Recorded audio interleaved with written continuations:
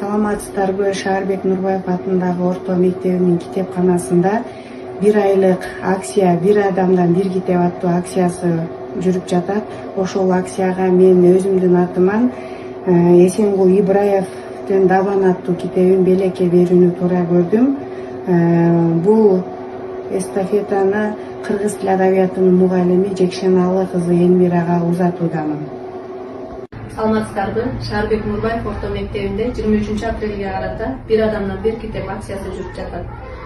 Акцияга мен Сүйүнбай Эралиевдин «Тандалмалар» китебин белекке алып келдим. Мындан кийинки кезегимди чет тили мугалими Надир Эжекеге бермекчимин.